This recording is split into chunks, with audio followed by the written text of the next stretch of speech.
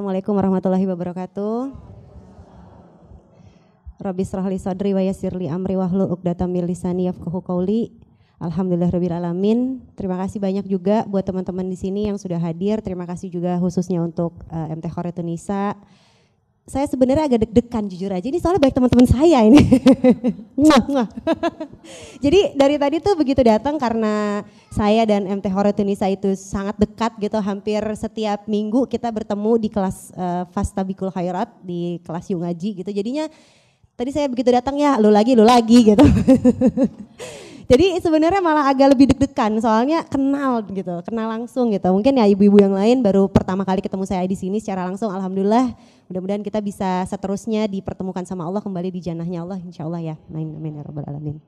Tadi pertanyaannya adalah bisa jadi sampai di sini gimana? Iya, ini sekarang tuh jadi artis inspirasi hijab loh. Masya Allah. Aduh, Masya Allah. saya mau pengennya jadi artis di langit ya, doain ya mudah-mudahan ya. Itu emang dari awalnya emang kamu profesinya menjadi artis atau gimana tuh Dit? Sebenarnya saya nggak pernah punya cita-cita sih jadi artis. Jadi kalau misalkan mau ditarik mundur gitu ya, saya tuh orangnya kayak gimana? Saya orangnya tuh easy going. Saya orangnya nggak pernah punya banyak rencana yang saklek gitu. Maksudnya tuh ya orangnya tuh mengalir aja gitu. Ya yang emang Allah kasih ya dari dulu juga gitu. Maksudnya nggak pernah punya rencana. Saya tuh nggak pernah loh ikutan pemilihan kayak misalnya wajah femina, gadis sampul, aneka apapun itu, model-model gitu tuh. Oh ini malah dia ya. Dia lebih niat berarti dari saya. Lo nanyanya kalau aja deh gue kenapa jadi dong. Waduh. Jadi emang hoki aja. Cakep. Ya Allah, Masya Allah. Ya intinya saya nggak pernah mengawali karir saya gitu. Terserah lah mungkin sebutannya artis, public figure, entertainer, apapun itulah. Saya nggak ada niat gitu. Maksudnya bener-bener mengikuti arus aja gitu. Nah pertama kali memang tadi video klip Slang itu secara nggak sengaja juga itu qadarullah dipertemukan. Kemudian saya alhamdulillah dari video klip itu saya nggak punya banyak video klip tapi itu adalah mungkin awal-awal saya bisa ada di dunia ini, maksudnya ada di dunia entertainment. Nah itu dapat ini penghargaan. Jadi dapat saya sama Titi waktu itu dapat best model in the video clip MTV zaman dulu lah, zaman masih ada MTV kan, MTV Indonesia. Jadi mungkin karena prestasi itu saya jadi lebih mudah jalannya untuk ada di dunia ini gitu, dunia entertainment tadi ya. Udah seiring berjalannya waktu. Tadi kalau bicara soal anugerah, dari dulu alhamdulillahirabbil alamin juga Allah kasih banyak sekali kemudahan-kemudahan di dalam hidup saya. Saya secara keluarga alhamdulillah nggak pernah ada apa-apa gitu, maksudnya nggak pernah ada sebuah kejadian khusus yang kayaknya tuh kayaknya buat pandangan manusia lain tuh sulit atau berat, nggak ada. Di keluarga oke, karir oke, sekolah oke, semua pokoknya intinya apapun yang menjadi elemen-elemen ukuran duniawi itu alhamdulillahirabbil alamin. Tapi ya saya nggak pernah sedetail itu juga sih bersyukurnya gitu, maksudnya nggak gini deh. Sebenarnya kalau kita bisa lebih detail lagi gitu ya, alhamdulillah mungkin ibu-ibu di sini juga udah sering datang ke majelis ilmu. Allah mudahkan langkah kaki kita aja untuk bisa datang ke sini aja tuh bisa kita syukuri, gitu kan. Allah lahirkan kita, maksudnya takdirkan kita dilahirkan oleh orang tua kita sebagai perempuan aja udah alhamdulillah banyak banget yang sebenarnya bisa kita syukuri. Tapi kadang-kadang kita tuh suka nggak ingat aja bahwa itu tuh sebenarnya anugerah, sebenarnya itu sebuah hal yang bisa kita syukuri gitu. Kayak jadi perempuan nih Masya Allah banget ya kalau misalkan saya kemarin udah baca bukunya Ustadz Felix tuh yang Wanita Berkarir Surga, mungkin di sini ada yang udah pernah baca. Masya Allah, kadang-kadang karena pikiran-pikiran manusia modern, karena pikiran-pikiran feminisme, karena pikiran-pikiran emansipasi dan lain sebagainya, saya nggak mau bahas kontradiksinya ya. Tapi tuh karena pikiran-pikiran yang duniawi seperti itu, jadi merubah mindset seorang wanita yang tadinya tuh dimuliakan di dalam Islam. Jadi seolah-olah tuh kita terzolimi gitu. Kalau di pandangan orang-orang yang mungkin kurang paham tentang seorang perempuan nih sebenarnya spesialnya seperti apa sih gitu.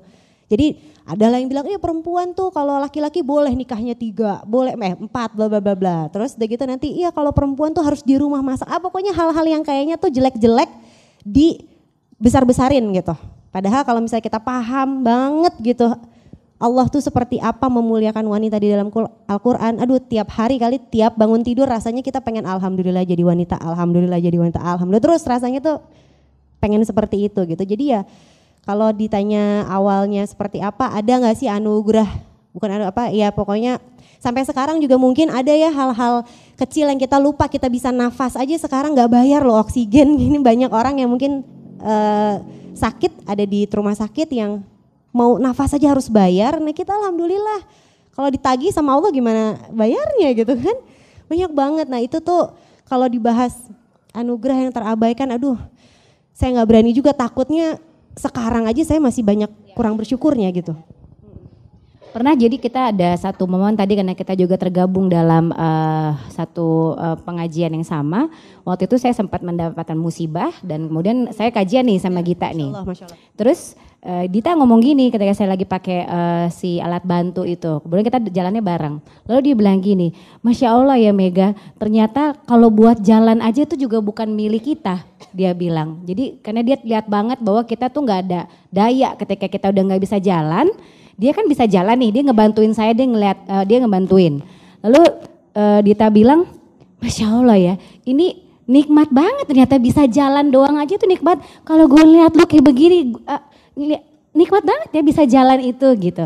Hal-hal yang sebenarnya selama ini kita ngerasa karena kita mampu.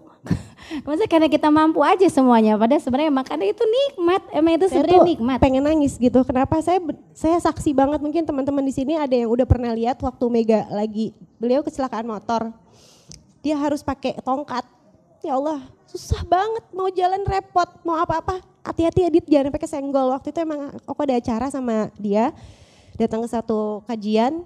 Dan rumah teman saya itu tangganya banyak banget ya Masya Allah ya baca ya. Naik, turun, terus naik yang di tengahnya kan naik gini turun pokoknya susah gitu loh ya Allah. Padahal tuh kalau jalan normal biasa cuma naik turun aja. Tapi cobain kalau pakai satu kaki gitu. Jadi kayak pakai satu kaki. Gini, terus nggak bisa dan dia harus saya pegangin juga. Mending saya pun berdua nolongin, saya nggak kuat juga kalau nolongin sendiri, maksudnya jadi berpikir gitu kadang-kadang kalau ada orang lain. Masa sih tapi kita harus ditampakin terus hal-hal seperti itu, masa sih kita harus lihat orang yang kekurangan dulu baru kita sadar, masa sih harus gitu terus gitu. Tapi ya namanya manusia ya, mudah-mudahan Allah juga ingetin kita terus ya Umu ya. Karena Masya Allah lah pokoknya kalau ngomongin anugerah ya. Kayaknya rasa-rasanya tuh malu banget deh kalau banyak minta, bersyukurnya dikit banget deh gitu. Nah Masya Allah ya, tuh kan Dit emang nih salah kan. Harusnya tadi kita yang jadi ini. Aduh. Coba besok banget ngapa gitu. sih harus lo juga gitu. Jadi curhat di berdua. Kita berdua. Nggak apa deh, tapi seenggaknya kita di sini cuma pengen kasih insight-nya bahwa hal sederhana yang mungkin saat ini kita sudah nikmati dan miliki itu sebenarnya adalah nikmat yang begitu besar buat orang lain mungkin yang tidak seberuntung kita saat ini. Makanya kalau nggak salah rumusnya gini, kalau untuk urusan ibadah lihatlah ke atas, tapi urusan dunia lihatlah ke bawah. Karena kalau selain emang untuk dunia kita lihat ke atas sudah melelahkan dan itu lelah hati dan menumbuhkan semua penyakit hati kita, ya otomatis salahnya karena kita lihat ke atas untuk urusan dunia ya Dit ya. Mungkin kenapa? Karena kalau sebagai Dita sebagai public figure wajar loh, kita nih nggak tahu kamu nih. Dilihatnya seorang public figure tuh banyak loh privilege-nya Dit, enak loh. Nah tapi emang bener gak sih Dit kalau jadi public itu banyak privilege, misalnya tadi kan kamu ya memang akhirnya pasca si video klip jadi dimudahkan nih yang lain. Tapi kalau untuk yang lain apa iya? Karena banyak yang pengen jadi artis loh. Bener, itu bener banget, itu sering saya bahas sama suami.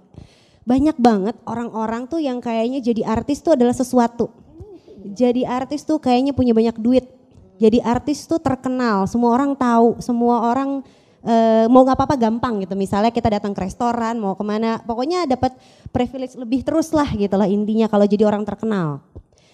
Ya itulah namanya manusia ya, kalau kita nggak bersyukur mau jadi apapun, mau dimanapun tempatnya kurang terus rasanya, ngerti nggak? Begitu pula dengan kami nih, kami pun rasanya kadang-kadang suka capek, jujur ya misalnya gini. Ini saya mohon maaf, saya bukan mau nyindir yang tadi minta foto-foto ya, enggak. Tapi gini, kalau misalnya dia datang satu acara gitu ya, Terus bayangin nih seluruh kelas ini mau foto satu-satu gitu kan, satu per satu. Ya capek juga kali ya lama-lama gitu kan semuanya. Tapi kan ya itu sebagian dari konsekuensi. Belum lagi misalnya gitu, misalnya. Ya kadang saya juga senang, maksudnya saya juga senang bisa langsung berketemu sama orang. Saya senang banget deh, saya selalu titip pesan doain saya semoga istiqomah ya. Siapa tahu kita nggak pernah tahu ya jalan surga kita terbuka dari mana. Siapa tahu orang yang baru kenal saat itu juga dialah yang mendoakan kita terus menerus sampai syafaat kita datang dari dia pun kita nggak tahu. Tapi yang mau saya bahas adalah tadi di saat jadi orang terkenal, orang semua tahu, kadang-kadang kita mau santai aja agak susah. Kita suka pengen ya udahlah duduk-duduk santai makan sama keluarga gitu, lagi pengen ngobrol apa ntar ada lagi yang datang, ada lagi kapan kita ngobrolnya sama keluarga gitu. Kapan waktunya, kapan waktu private. Akhirnya misalnya kita keluar kota atau keluar negeri, ya ini mungkin bukan ukuran saya ya, let's say ukuran Raffi Ahmad gitu. Nggak mungkin lah orang nggak tahu dia gitu. Kayak mau keluar kota keluar negeri aja harus pakai bodyguard misalnya, harus diawasin itu kan bukankah jadi orang yang biasa-biasa aja lebih enak jadinya kalau harus gitu terus menerus. Oke sekali, 2 kali, 3 kali, 4 kali. Kalau seumur hidup ya capek juga kali ya. Jadi udah bukan sesuatu nikmat lagi gitu. Kayaknya karena udah terus menerus kita seperti itu gitu. Ya sama aja kayak misalnya jago masak misalnya ibu di sini. Awalnya dipuji semua orang, oh masakannya enak, bagus, ya enak, terus ini beda dari pokoknya semua pujian-pujian itu. Lama-lama orang iya udah biasa emang gue masak kayak gini gitu kan. Artinya kalau kita nggak bersyukur mau di mana aja tempatnya, mau ngapain aja pasti kurang. Pasti kurang. Termasuk kalau buat kamu juga ini nggak sih Dit, menjadi public figure tuh jadi ada pressure-nya karena semua orang lagi ngeliatin kamu dan kamu nih sebagai figur publik. So you don't have jadi kamu nggak diizinkan untuk membuat kesalahan. Kayak pagi tadi. Kayak tadi pagi, aduh gemes deh ada yang baca. Kalau ada lagi story-nya Dita. Aduh, capek netizen kali ini. Ini baru netizen ya. Bahwasanya misalnya nih makan pakai tangan kiri gitu kan. Jadi kayak padahal itu aja depan, gitu kan. Pakai kamera depan gitu. Kenapa? Kalau yang lain mungkin nggak dimasalahin tapi karena kamu seorang public figure, itu di antara esensi gitu. Dari poinnya kamu. Nah, itu juga termasuk. Nah, sekarang dengan kamu dikenal sebagai artis inspiratif hijab. Waduh, itu ibarat ini kok sama umat nih yang follower kamu ini emang lagi menyongsong kamu nih misalnya jadi inspiratif kan sering ya pasti kayak aduh Kak Dita aku tuh terinspirasi banget nih dari kamu. Padahal sebenarnya gimana sih kok diri kamunya sendiri gitu Dit? Maksudnya kayak selama ini kita nggak tahu karena kamu pasti hanya bisa menampilkan yang bagus aja dong. Nah itu kalau buat kamunya sendiri gimana? Iya. Satu, saya minta banget didoain itu nomor 1, tolong banget doain saya juga nggak pernah tahu akhir hidup saya seperti apa, saya juga nggak pernah tahu saya akan ditempatkan sama Allah di mana. Saya benar-benar minta tolong didoain. Apapun yang saya tampilkan saat ini itu cuman cuman ikhtiar saya, itu cuman ikhtiar saya. Saya berusaha apa yang saya tahu, yang menurut saya baik, yang menurut guru-guru saya pantas untuk di-share. Karena biasanya saya kalau mau share atau kalau mau ya intinya berbuat di depan umum saya suka tanya sama guru-guru dulu gitu. Misalnya saya tanya atau saya tanya sama ustadz-ustadz yang lain. Lumayan saya kalau ini maksudnya lumayan sering ya kita ngobrol gitu. Atau suami saya ngobrol sama Ustadz Fatih gitu. Sering tukar pikiran dan lain sebagainya itu sering ngobrol gitu. Biar karena kita juga butuh dibimbing gitu kan. Ya itu sebenarnya hanya bagian dari ikhtiar yang saya bisa. Jadi bukan saya yang hebat. Kalau misalnya ada teman-teman di sini, aduh seneng banget ngelihat hijrahnya, seneng banget ngelihat prosesnya. Terus apa saya dipuji-puji gitu misalnya kan. Astagfirullahaladzim, saya tuh takut sebenarnya. Karena saya juga saya manusia, saya bisa salah. Saya pun takut sekali kalau nanti suatu saat begitu Allah tanyakan, Allah minta pertanggungjawaban saya di akhirat, apa aja yang pernah kamu tulis dulu di Instagram misalnya. Misalnya ya, ada orang yang salah mengerti dari apa yang saya tulis. Mungkin yang saya tulis benar, tapi pemahaman orang lain ini bisa jadi salah gitu terhadap apa yang saya tulis. Mungkin saya juga akan ditanya, kenapa dia berbuat seperti itu, katanya dia habis lihat Instagram kamu, emang apa yang kamu tulis? Itu tuh sebetulnya ibaratnya pertaruhan juga, saya tuh takut Tapi kalau saya diem aja saya ngerasa terus saya bekal saya apa ya? Kayaknya kalau cuman ngandelin puasa, sholat saya juga nggak tahu diterima atau enggak. Ibadah-ibadah saya yang lain saya nggak tahu diterima apa enggak. Jadi ini kayak bagian dari ikhtiar saya aja gitu. Jadi kalau misalnya kamu tanyain tadi sayangnya gimana, saya kadang kalau posting tuh beneran takut. Kadang lumayan sering lah saya tulis setiap saya posting hampir ya, mungkin ada beberapa yang enggak. Saya tulis dengan Bismillahirrahmanirrahim. Saya tulis usikum wa iya nafsi bitaqwallah, itu artinya saya menasehati kalian, maksudnya menasehati teman-teman, tapi itu nasihat tulisan itu buat diri saya sendiri juga gitu. Terus ada juga di surat As-Saff ya ayat 2 apa 3 yang kalau misalnya kita jangan sampai, jadi Allah itu sangat membenci orang-orang yang tidak melakukan apa yang kita tulis, apa yang kita sampaikan gitu. Jangan sampai kita cuma ngomong doang tapi ternyata saya sendiri nggak sanggup melakukan itu gitu.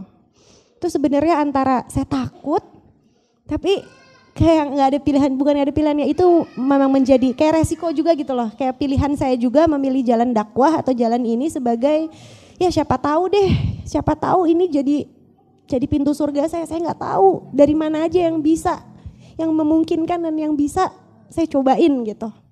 Begitu pula misalnya ada juga yang ngelihat saya sama suami, alhamdulillahirobbilalamin emang kami sekarang berada di sini sama-sama. Tapi nggak banyak yang tahu juga kan gimana perjuangannya. Tadi suami saya tuh belum ngaji loh. Ini saya bukan membuka aib ya, tapi hanya berbagi cerita gitu. Berat juga gitu. Jadi awal-awal yang hijrah aku gitu kan. Suami saya tuh ngerasa apaan sih nih begitu pakai jilbab kok sholat mulu. Maksudnya sholat mulu tuh artinya bukan kalau sholat wajib nggak ada masalah, tapi sholat sunahnya banyak banget misalnya. Ngajinya lama banget. Itu kan kayaknya namanya awal-awal hijrah girohnya kan tinggi banget ya, kayak semua pengen dikerjain. Tapi saya lupa juga, saya kan sebagai istri kan harus nurut ya sama suami. Apapun ibadah sunnah yang saya lakukan kayaknya gak ada gunanya nih kalau suami saya gak ridho dengan apapun yang saya lakuin. Dan sampai saat ini tuh maksudnya ya namanya sebagai istri ya kadang-kadang ada kekesalan juga, saya tuh pengen banget misalnya datang kajian gitu. Itu kan baik ya datang kajian, masa sih gak baik, itu kan ilmu juga. Tapi suami saya habis pulang dari luar kota misalkan, dia pengen saya di rumah, dia pengen sama saya, tapi saya udah punya rencana misalnya sama teman-teman gitu, namanya juga ibu-ibu kan udah janjian lah, ada aja gitu kan, udah janjian, udah pokoknya nggak bisa nggak datang nih, aku udah ditungguin, aku udah biwah segala macam. Terus pagi-pagi kamu nggak usah berangkat deh, kesel banget, rasanya tuh pengen marah, tapi gimana ya, udah tahu ilmunya kalau marah nggak dapet ridho suami, saya keluar rumah saya ketabrak motor, nauzubillah min zalik, nggak dapet ridho, aduh gitu. Jadi ya kalau misalnya teman-teman nanya saya tuh bukan orang ya, sayanya gimana, mungkin teman-teman ngelihatnya semua bagus, semua indah, semua enak. Waduh, Masya Allah ya dia bisa istiqomah, dia bisa kayaknya tuh bagus terus. Enggak juga. Aku manusia juga banyak takutnya, tapi ya itu memang bagian dari ikhtiar aja. Makanya kita tanyain. Nangis biar yang lain gimana dong ya? Mana? Aduh. Jangan kemana-mana. Kita akan kembali. Biasanya gitu ya. Di sini maaf sis, di sini nggak ada break. Ya, apa sih maaf, ini nggak ada break. Kita biasanya ada break ya kan? Tapi kayaknya nggak ada break. Cengeng kan? Kamu pernah lihat gue nangis nggak? Enggak kan? Jadi aku pinter dong. Jadi aku jadi moderatormu. Enggak sih, karena kenapa? Karena memang kalau kita lihat mungkin di sini kan kayak teman-teman, nggak bisa dipungkiri salah satu alasan dari teman-teman yang ada di sini, para sahabat soleha yang di sini mengetahui kajian hari ini, terus kemudian mungkin ada yang menjadikan salah satu alasan untuk datang ke sini karena ingin bertemu dengan Dita, kemudian bertemu dengan Ummu Sajat. Walaupun itu mungkin hanya alasan kesekian atau alasan yang hanya berapa persen, tapi mungkin ada yang mereka yang datang cuma kayak gini karena alasan tersebut ya.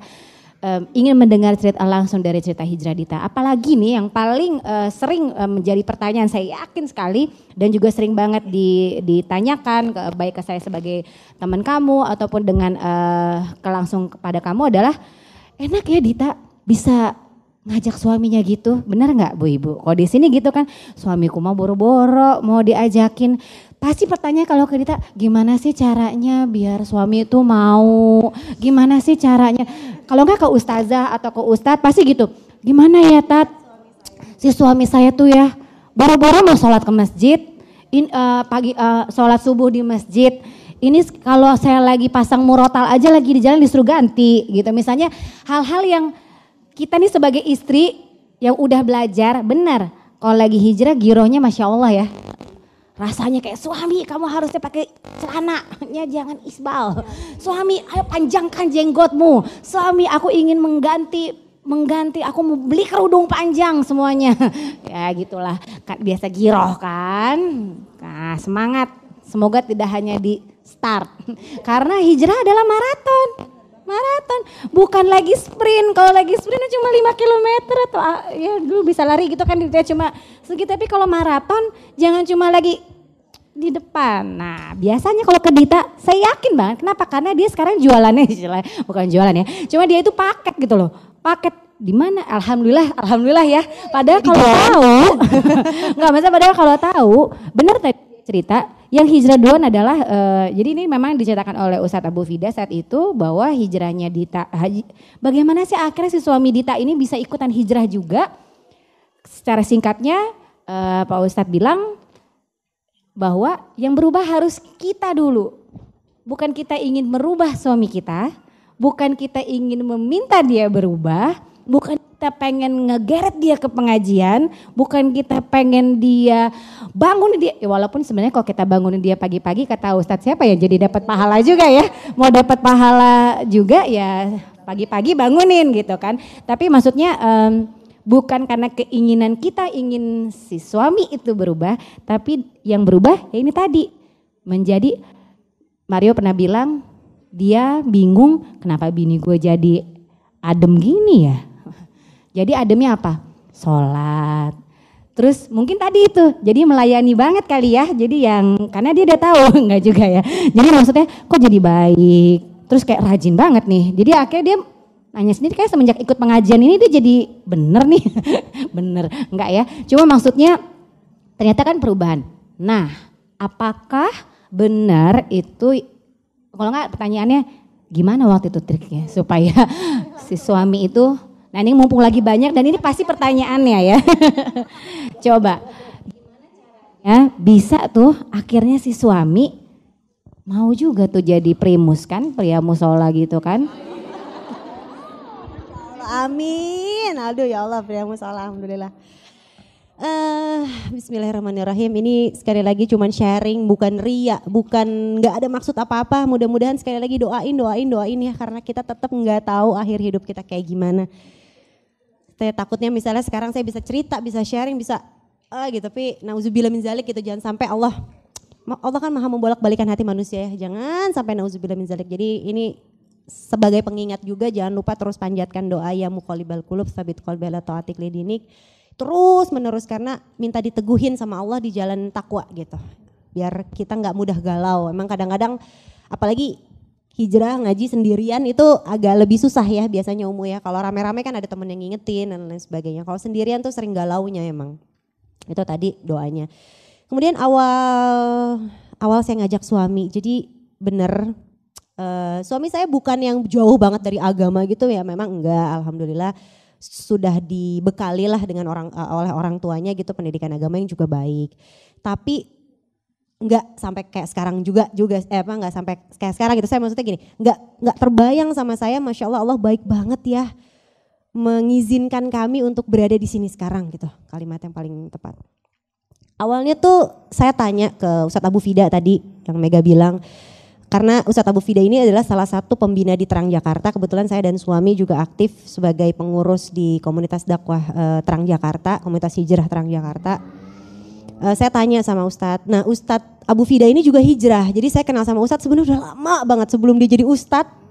Itu juga saya udah kenal gitu sama beliau. Jadi saya sama istrinya juga kenal. Saya tanya gimana ya cara ngajakin suami ini biar mau ngaji, biar mau datang kajian, biar mau sholatnya lebih rajin. Apalagi sholat ke masjid, aduh gak pernah kepikiran dulu. Beneran, gimana saya masih inget banget Adi Hidayat waktu itu.